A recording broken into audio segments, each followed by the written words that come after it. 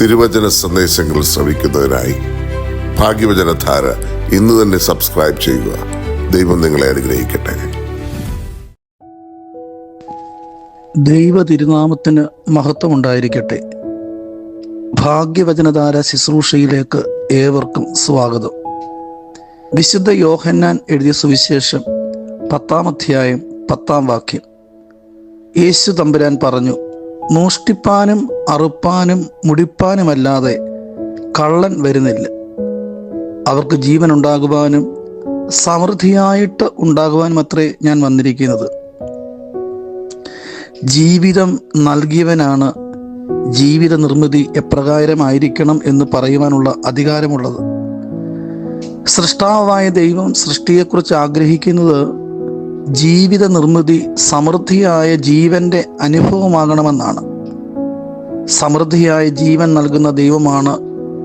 ഇന്ന് സാമ്പത്തിക നേട്ടം മാത്രം ലക്ഷ്യമാക്കി ആത്മീയതയെ പിൻപറ്റുന്നവർ, കച്ചവട താല്പര്യത്തോടെ സമൂഹത്തോട് പെരുമാറുന്നവർ, ധാർമ്മിക നിലവാരത്തെക്കുറിച്ച് അല്പം പോലും ചിന്തിക്കാത്ത, നാളത്തെ സമൂഹത്തിൻ്റെ ചോര ഊറ്റിക്കുടിക്കുന്ന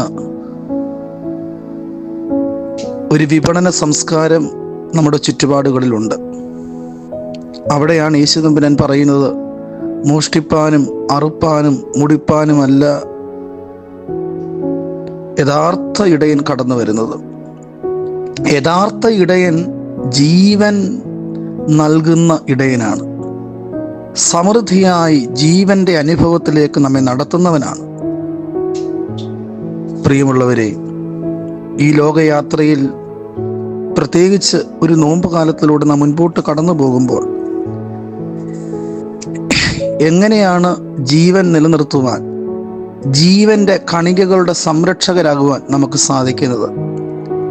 ഇന്ന് ലോകം ഉറ്റുനോക്കുന്നത് പ്രത്യേകിച്ച് പശ്ചിമേഷ്യയിലെ യുദ്ധ സംഭവ വികാസങ്ങളെയാണ്.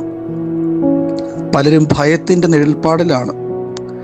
നമ്മുടെ പ്രിയപ്പെട്ടവരൊക്കെ, സഹോദരങ്ങൾ, കൂടപ്പിറപ്പുകൾ, ജീവിത പങ്കാളി, മക്കൾ, കൊച്ചുമക്കൾ ഒക്കെ പ്രവാസ ലോകത്തിൽ അവർ അധ്വാനത്തിനായി കടന്നുപോയിരിക്കുന്ന ഇടങ്ങളിൽ അവർക്ക് എന്തെങ്കിലും ബുദ്ധിമുട്ടുകൾ ഉണ്ടാകുമോ എന്ന് ഭാരപ്പെട്ടുകൊണ്ട് ദൈവസന്നദ്ധിയിൽ മുട്ടുകുത്തുന്ന ഈ നിമിഷത്തിൽ, പ്രിയമുള്ളവരെ, കർത്താവിൻ്റെ വാഗ്ദത്തത്തിനായി നമുക്ക് കാത്തിരിക്കാം. സമാധാനത്തിൻ്റെ ദൈവം, ജീവന്റെ സംരക്ഷകനായ ദൈവം, ആ ദൈവത്തിൻ്റെ കരങ്ങളിൽ നമ്മുടെ സമൂഹത്തെ സമർപ്പിച്ച് നമുക്ക് പ്രാർത്ഥിക്കാം. ഒന്നാമതാകുന്നതല്ല ജീവിതത്തിൻ്റെ ലക്ഷ്യം, മറിച്ച് മനുഷ്യത്വമുള്ള, നന്മയുള്ള ഒരു മനുഷ്യനെ, ഒരു മനുഷ്യ സമൂഹത്തെ തേടുന്ന ഒരു വിമല ഹൃദയം നമ്മുടെ കർത്താവിനുണ്ട്. ആ കർത്താവിൻ്റെ അടുക്കിലേക്ക് നമുക്ക് കടന്നു വരാം. ഈ നോമ്പുകാലം നമുക്ക് ജീവന്റെ കണികകളുടെ സംരക്ഷകരാകുവാൻ, നമ്മുടെ ജീവിതത്തെ പരിപൂർണമായി ദൈവകരങ്ങളിലേക്ക് നമുക്ക് സമർപ്പിച്ചുകൊണ്ട് പ്രാർത്ഥിക്കാം. മൂല്യങ്ങളെ ആദരിക്കുന്ന, മൂല്യങ്ങളെ സംരക്ഷിക്കുന്ന, കെട്ടുറപ്പുള്ള നല്ല ഒരു നാളേക്കായി സമാധാനത്തിൻ്റെ ഒരനുഭവം പകരുവാൻ നമുക്ക് സാധിക്കണം.